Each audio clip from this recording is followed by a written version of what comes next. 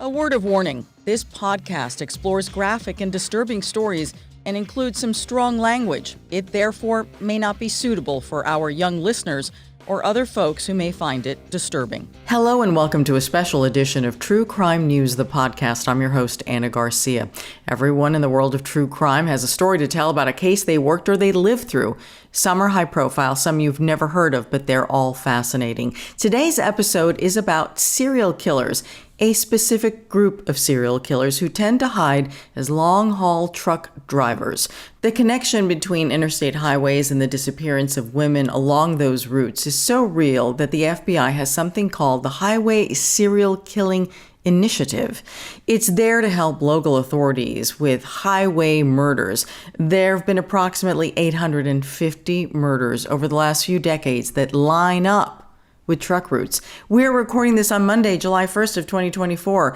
Our guest today is Frank Figliuzzi, a retired FBI agent and former assistant director to the Bureau's counterintelligence program. Frank is also the author of Long Haul, Hunting the Highway Serial Killers, which is now available everywhere. Frank, welcome to the program. And as you were just telling me, your book's doing tremendously. It's like at the top of the list. Well, first, thanks for having me. I'm looking forward to a great discussion. And yes, the reception to the book in just about 4 weeks now has been remarkable in the sense that my publisher, HarperCollins, has decided to go into its third printing. That happened within the first 3 weeks. And we're maintaining our number one bestseller status in the law enforcement category. We've been also number one in serial killing true crime for a brief time. So why am I happy about this? Obviously, I'm not just talking about the sales. I'm talking about the message that needs to get out about the horror of our highways. Yeah, it's so interesting. For decades, we've had these conversations about anyone who disappears or whose body is found along one of these corridors, that it's a way of easy entrance, easy exit, kind of hard to find. And as you obviously as a specialist in this area, what I find most fascinating is the potential for so many of these murders to actually be linked to one killer.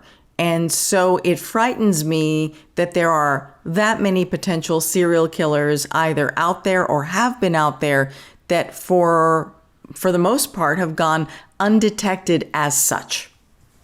Yeah, exactly. In fact, what you've just described is kind of the reason for existence of the FBI's Highway Serial Killings Initiative, because this surpasses the capabilities of most local county state law enforcement, as we are working with mobile crime scenes in the form of an 18-wheeler big rig. What's happening is these killers, and thankfully we're only talking about a tiny fraction of long-haul truckers, but they're doing damage. They're exploiting the gaps in law enforcement. They're grabbing a victim in one police jurisdiction. They're raping and or murdering her in a second jurisdiction, and they're dumping the remains in a third. So the challenge is immense for most departments to figure this out. The numbers are staggering. We're talking about 850 murders of women alongside the nation's highways, mostly sex-trafficked women in just the last few decades, 450 suspects, long-haul truckers, being looked at right now by the FBI. And of those 850 cases, 200 are considered open and unsolved. That's despite the fact that 25 long-haul truckers are already in prison for multiple homicides. Are you finding that the changes now in DNA technology, especially with, the incredible lab, Othram Labs, we have them on the program a lot, they really have been instrumental in solving an incredible amount of cold cases because they're able to work with that degraded DNA, which so many labs cannot. Do you feel that now, because of the change in DNA technology, that there is at least the potential to solve some of the colder cases? No question. And this is one of the bright spots in a rather dark story that I've written. And that bright spot is indeed advancements in DNA analysis, the use of genealogical DNA and access to those databases, particularly the DNA databases that exist for the purpose of helping law enforcement. And yes, decades old cases are now being solved. Even as I researched the book, I had to stop because there were such developments, and I had to incorporate those cases into the book. So that's really good news. The bad news is, that puts in stark reality the fact that, yes, we've gone 30, 40 decades in some of these cases before even knowing who the body belongs to, being able to put a name to the body, being able, let alone to put a name to the killer.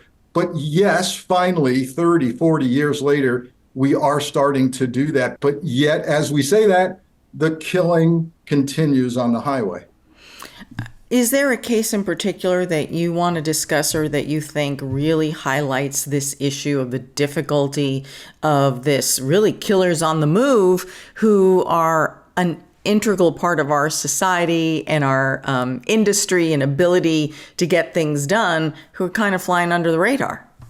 Well, I think, so first, to stay on our good news story, the most recent case of a major serial killer trucker that has been solved through genealogical DNA is the case of Gary Artman. And we're talking about decades before they were able to do that. The Maryland State Police finally, with this very cold case of theirs, decided to try the genealogical DNA route.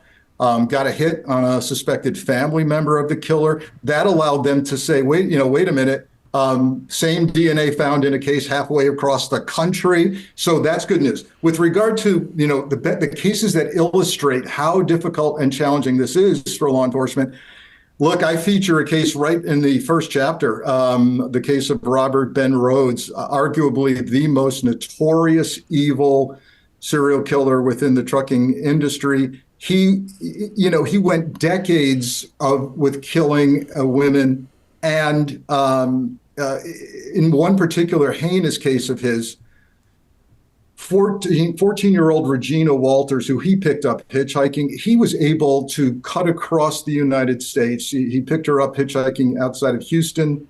For several weeks, he tortured and raped her and hung her from fish hooks in the back of his rig, and finally killed her in an abandoned farmhouse in Illinois. And I bring this up because, yes, they can cut across the United States, across jurisdiction for weeks, and then kill for years. Robert Ben Rhodes is good for at least 50 victims in his killing career. So that the disparity between what we see on TV, where everything is solved in a half an hour or an hour show with commercials, right? Yeah. That's just not the reality. And in many cases, because you're dealing with remote stretches of highway, great places for dumping remains, by the way, you don't have police departments talking to each other. They don't even realize that, this body might be connected to other bodies. And so it wasn't until 2004 that the FBI came into this picture and said, we do have multiple serial killers along the highway, and we're going to try to help. They've set up this database, but I will tell you, it's a garbage in, garbage out scenario for this database. They have to preach the gospel, the FBI people who are out of Behavioral Analysis Unit 4 at Quantico, Virginia. They go out on the road and they sell this to police departments. They have to tell them.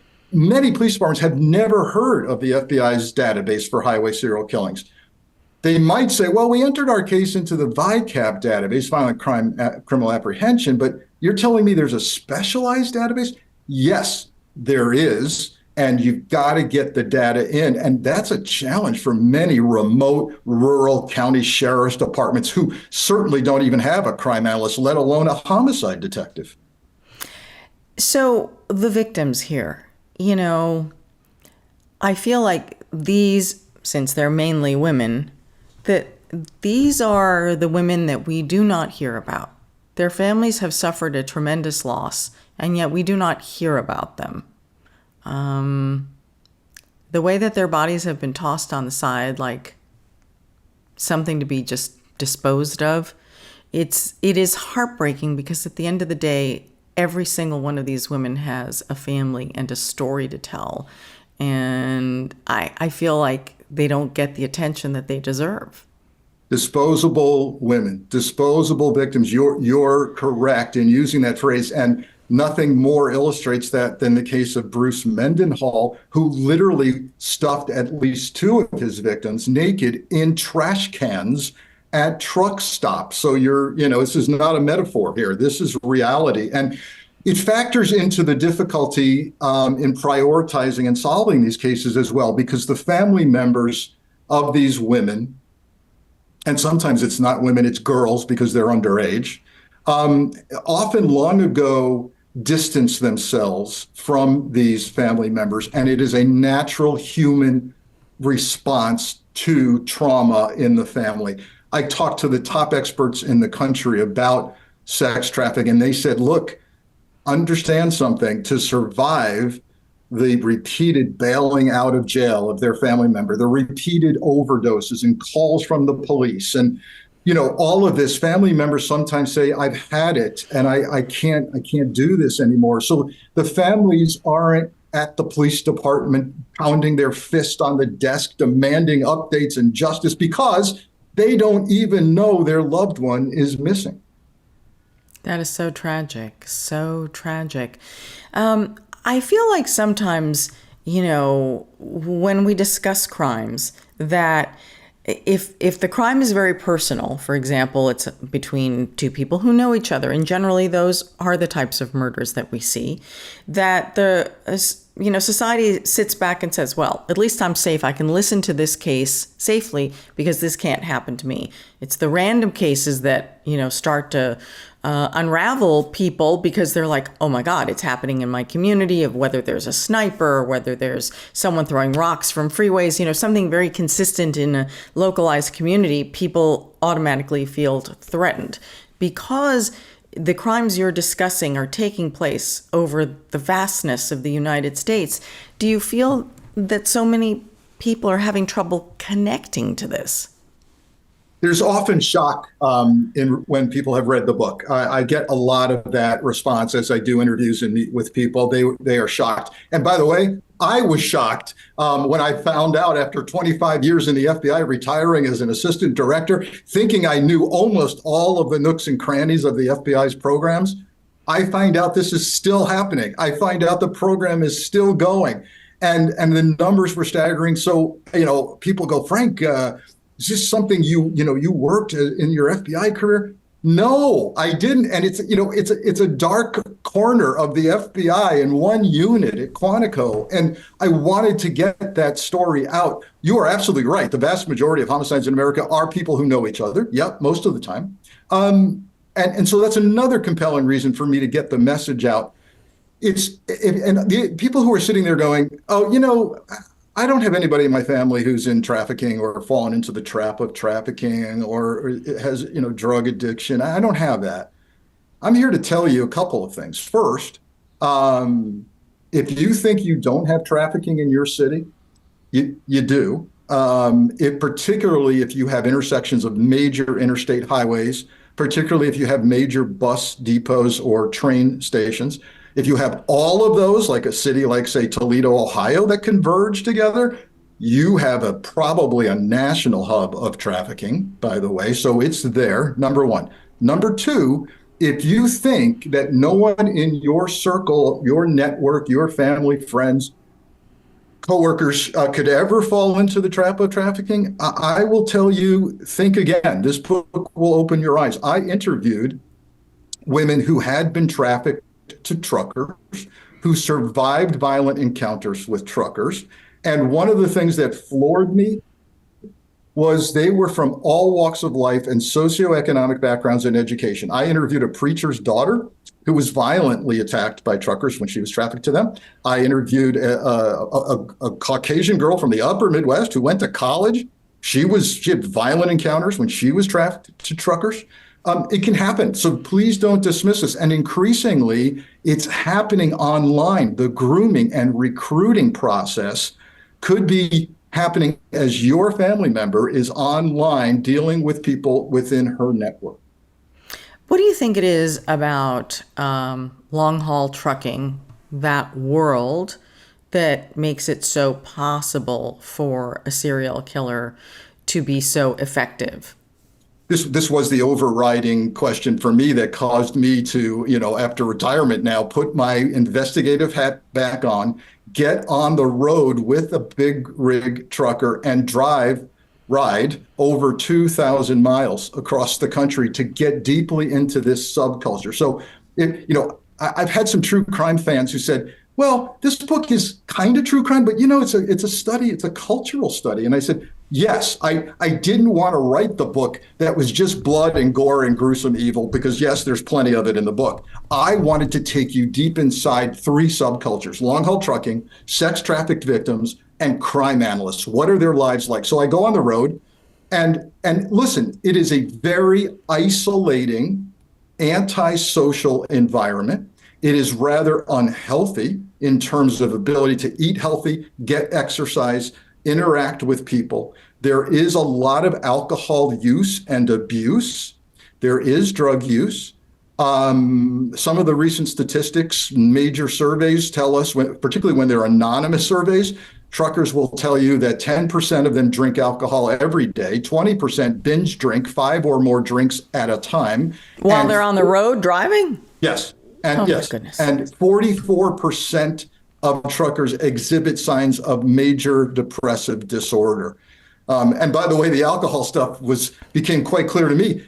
We stop at a beautiful, one of our stops was at a beautiful truck stop in Racine, Wisconsin, brand new, big, shiny truck stop.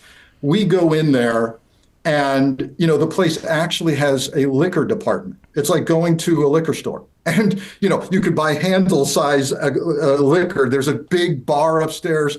The bar is elbow to elbow with guys, mostly guys, drinking. They're going to be on the road tomorrow morning. It's federally illegal to possess alcohol in your big rig, but yet you can buy a handle size of Tito's and at a truck stop. So why is it attractive? Look, I get into the nature or nurture question of a serial killer, and I'm sure you've explored this in your podcast before, but we know that it's a complex situation. It's not nature or nurture. It's often both. And that means it can sometimes start in the womb with genetic and DNA issues and mental health issues and brain chemistry just not functioning properly. But when you throw an environment, often in these serial killers who are truckers, we find horrific abuse in their childhood, abandonment issues with parents, beatings or verbal abuse. And we see that in the case of, for example, of the vampire trucker I have in the book, Timothy Vithides, evil guy who would rape women and drill their teeth into fangs, just like his teeth were drilled into fangs. And if you look at his childhood, yes, it was replete with horrific abuse. So you've got this kind of really troubled person. They don't like interacting with human beings, and they do gravitate toward a job where they are on their own. Leave me alone. I don't want to interact with anybody. And then once they're on the road, the idea pops into their head that all of this violent tendency that they already have, this anger toward maybe their mother, a woman, suddenly can be manifest, and they realize, I can do just about anything here and get away with it. I take it one step further and I ask a question, because I am that investigator. Which kind of trucking, which kind of trucker is more likely to kill? When I hear from the FBI that they have 450 suspects, I know that that's unwieldy. That number's too large. So I try to take it down. For example, I rode flatbed. That's a very different kind of trucking. That means you've got this long trailer that can, you can carry like 80,000 pounds total. You are physically engaged with a load. You've got to know math and physics. You've got to know weight distribution, points of securement. Is the weight too far forward on one axle?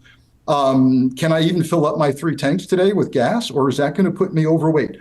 All of that's going on with a flatbedder. That is very different work than the other end of the spectrum. And boy, is there a spectrum and a hierarchy in trucking, even affecting pay. But you go to the other end of the spectrum and you got dry vanners. They're simply delivering a load of dry goods from point A to point B. There is no human interaction. There is no mental engagement with the load. That is a very lonely existence. Wow. I really appreciate that you use the term evil in describing serial killers, because, we're always trying to find answers, the why. And there's clearly, when it comes to a serial killer, which is just really a completely different kind of a killer, we talk about why people are this way, and many times it's because, sadly, someone in their life made them evil, did evil things to them, and made them evil. And sometimes they don't. They come from really normal families. Sometimes. And nothing was done to them as children. But this concept of evil, I think, is really important. I realize it sounds on its most basic level very biblical, but I do believe that there are evil people. I do too, after 25 years in the FBI, but and thinking again, I've seen horrific crime scenes. I supervised a crimes against children squad for a part of my career in San Francisco. And every day I'd come to work and say, I think I've seen the worst possible aspect of humanity. And then the next day I'd see something worse. And so, yes, we should not be afraid to call some things evil. But I have to tell you, in researching this story, this book, I think I've seen the most evil, gruesome acts repeatedly, people doing this for years. And then the kidnapping of a 14-year-old girl and the raping of her across the country. And, it's not just rape, as if that wasn't bad enough. It's torture. I mean, and this isn't just one killer. I'm talking about this aspect of prolonged torture, multiple rape, hanging somebody from shackles. It was in almost, this element was almost in all of the cases I studied. And it just gives you this torture chamber environment. More than one trucker I looked at had literally set up a torture chamber. Robert Ben Rhodes, who I described as perhaps the worst of the worst, the only thing that stopped him was in Casa Grande, Arizona, Interstate 10 between Phoenix and Tucson. An Arizona state trooper sees a big rig with its hazard lights flashing, stopped along the side of the highway. Trooper pulls over, strolls out of his patrol car, and can hear a woman screaming. And when he looks in the back of Rhodes's sleeper berth, he sees a woman naked, shackled from the ceiling and the floor, screaming her head off. That would have been Ben Rhodes' 51st victim. And that began the unraveling of all of Rhodes' killing. But I wish I could tell you it's unique, but it's not unique. So what I'm curious about is the work that you did at the FBI. You said this really wasn't a focus of your work. It's only after you left the FBI that you found this so particularly interesting. And I'm wondering why that is. So even more, it's rare that you get a confession from an FBI agent. But again, I prided myself on knowing the Bureau inside and out. I had a popular podcast a couple of years ago called The Bureau with Frank Figliuzzi. I was allowed to interview active duty FBI personnel in every one of the episodes every week. I was, for a time in my career, the chief inspector of the FBI. That meant that I led audits of all the programs in the FBI. And yet, this floored me. I had a discussion with a woman who said, she worked at the FBI. And I said, oh, what do you do? And she said, I'm the head of the FBI's Highway Serial Killings Initiative. And that's when the numbers came at me. 850 cases, 450 suspects, 200 unsolved, 25 long haulers in prison already. And that I had to unpeel that. And that got me on the road. And by the way, not a pleasant time on the road. I had a great driver, thank God.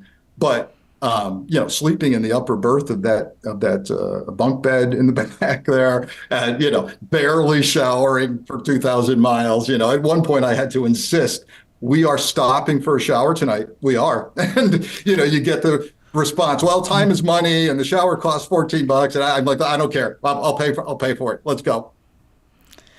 Yeah, a shower is a must. Oh, yeah. My gosh. Can I pick your brain a little bit about the FBI?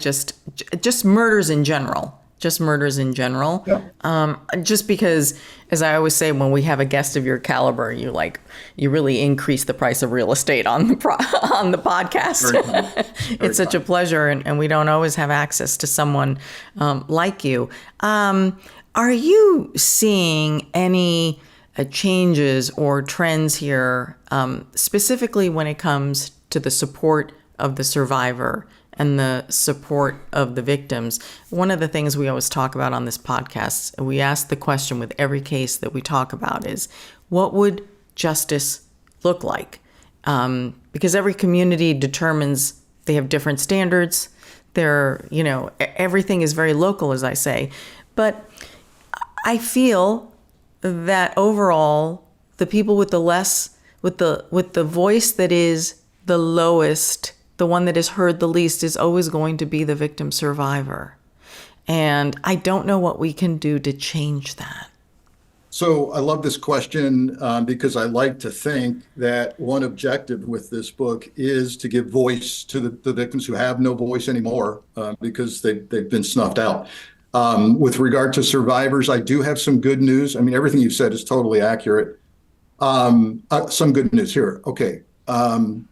First, the FBI's Victim Witness Program the growth of that program is phenomenal. So every single FBI field office, and there's 56 field offices, has dedicated victim witness specialists who come alongside victim families if the victim is deceased, or the victim himself or herself.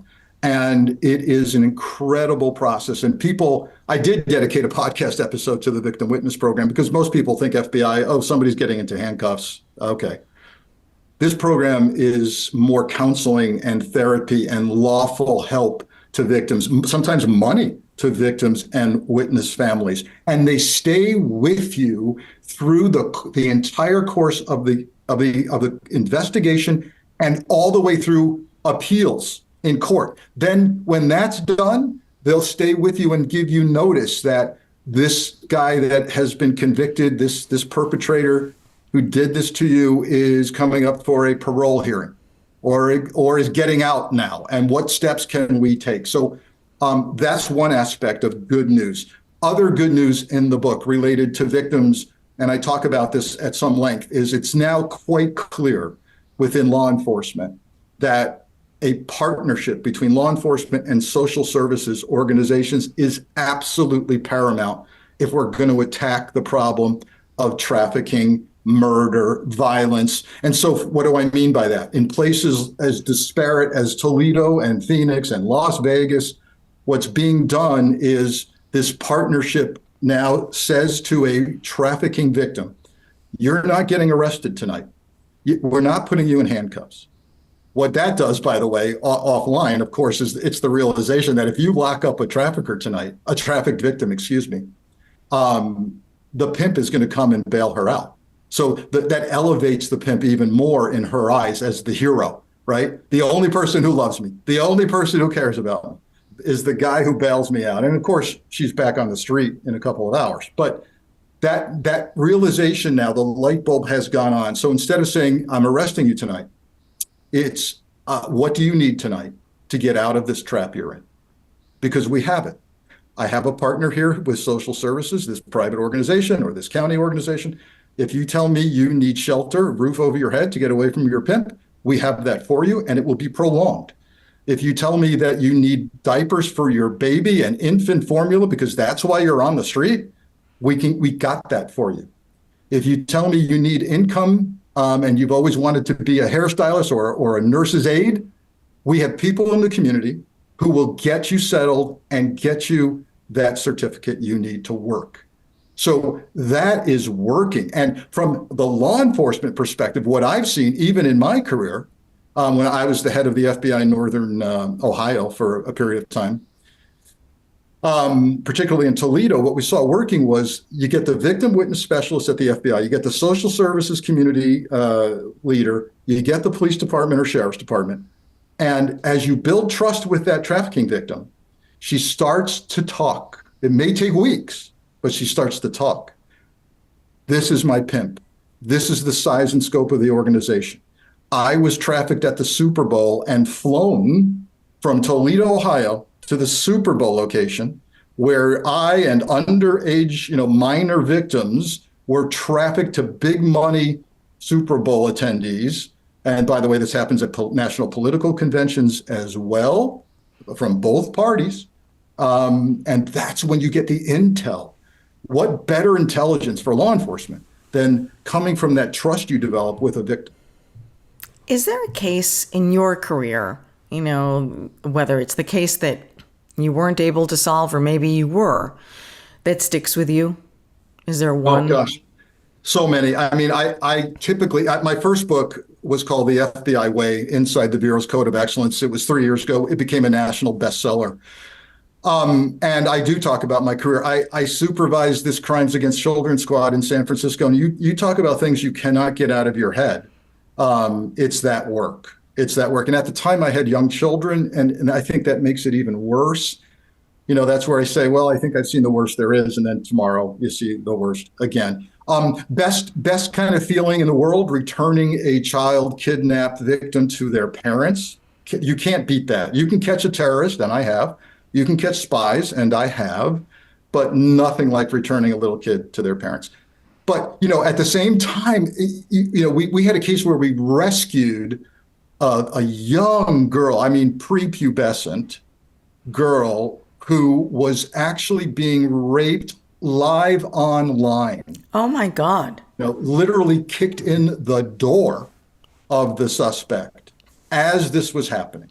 So, yes, is that a great feeling? You've rescued this victim? Of course.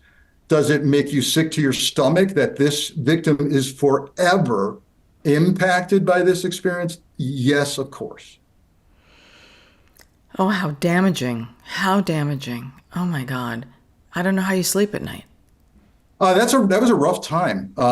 You do, it's funny. I interviewed, as I said, the head of this initiative for the book, the Highway Serial Killings Initiative. And I asked her the question, and you kind of know the answer because it applies to me too. You hear the word compartmentalization. Well, I've learned to compartment this, and yes, you can, as she did, she said, yeah, I can eat a salad at my desk while I'm looking at the most gruesome crime scene photos from across America. Yes.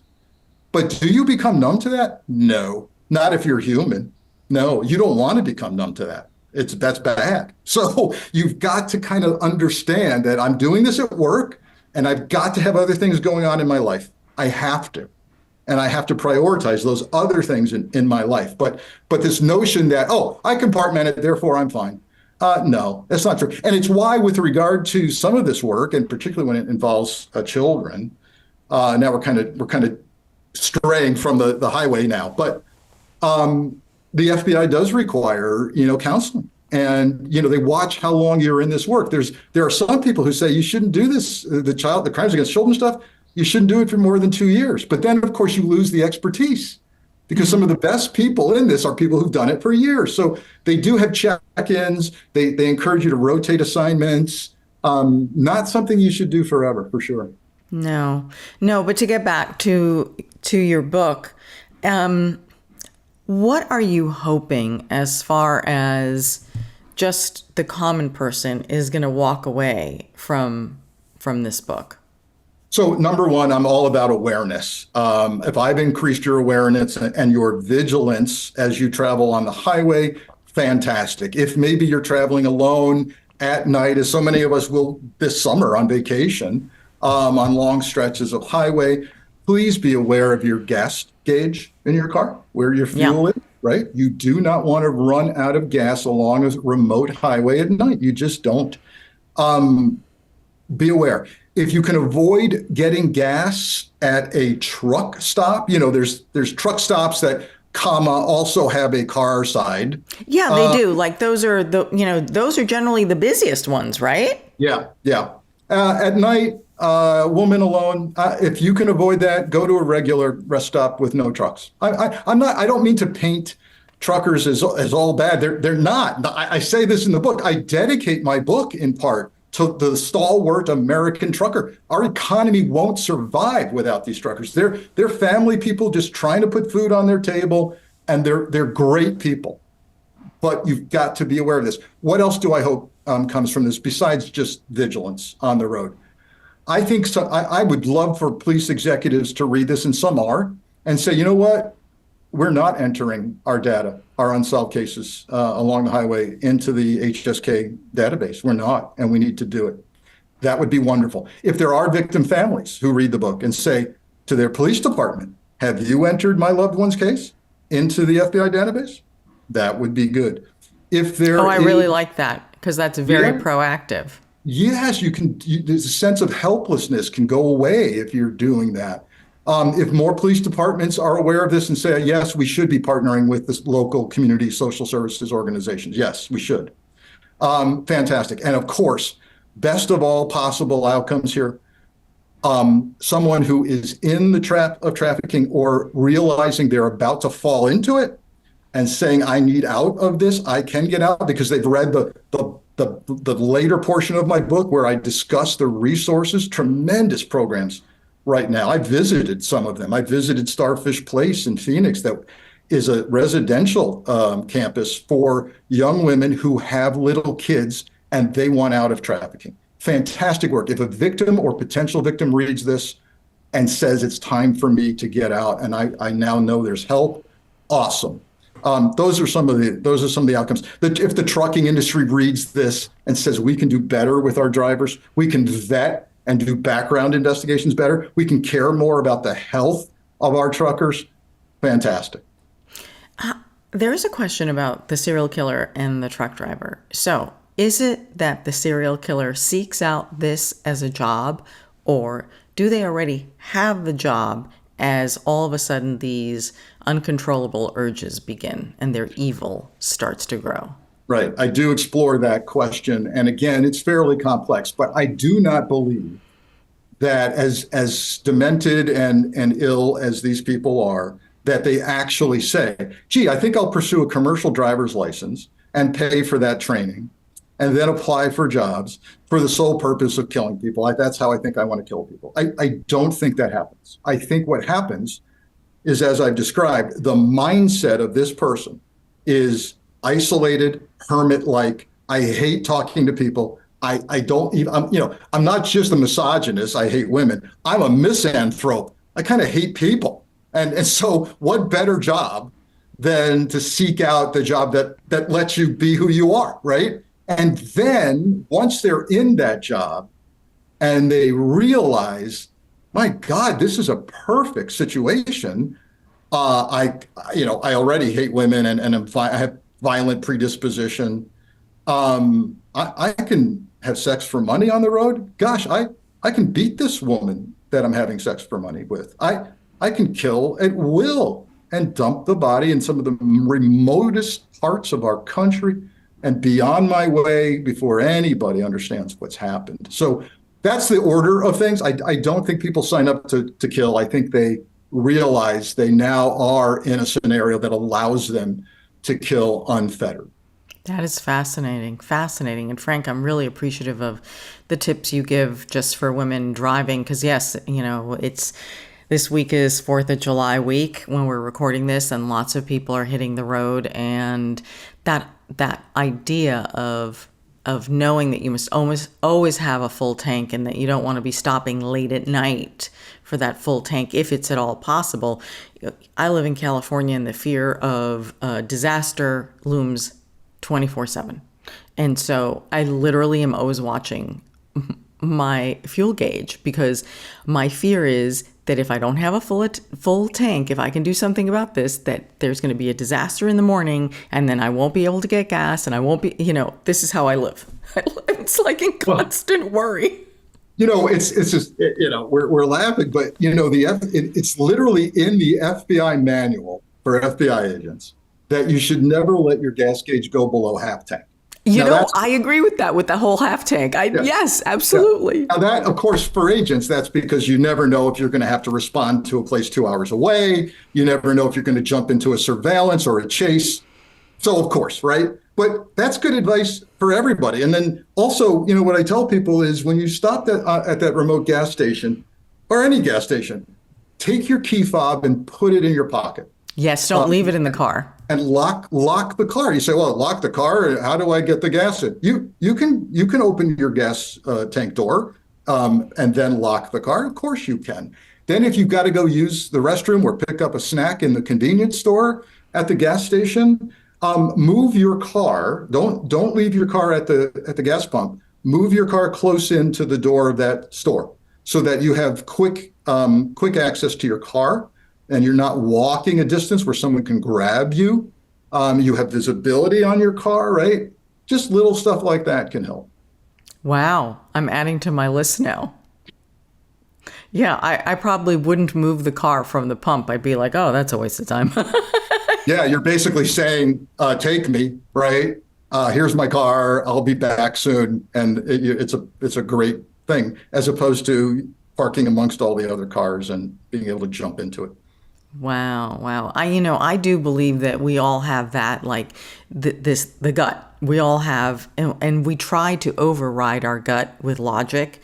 But there have been so many times, like, I will either pull over to something or pull in, and I will get a feeling, and I'm like, nope, I'm leaving right now. I can't put my finger on it, but right. I know I'm not getting out of my car.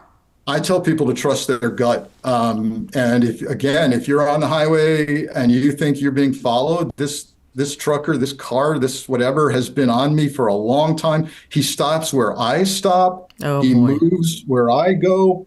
Pick up your phone and call 911 and be aware.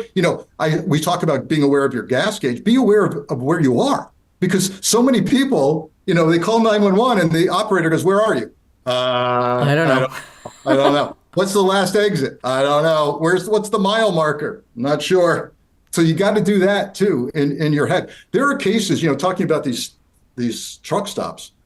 There are cases, at least two that I've found, where a trucker has spotted a woman and followed her home even on foot. So there's a case where a woman came from an adjacent neighborhood. She came to the convenience store at the truck stop to buy who knows what. Trucker spots her, parks his truck, gets out on foot, follows her to her house, and kills her in her house. So not a sex traffic victim, right? No. Another case where a trucker got into a neighborhood outside of Boston, tried doorknobs on houses at night, found one unlocked, went in. There was a 14 or 15-year-old girl sleeping in her bedroom, mom and dad sleeping down the hall.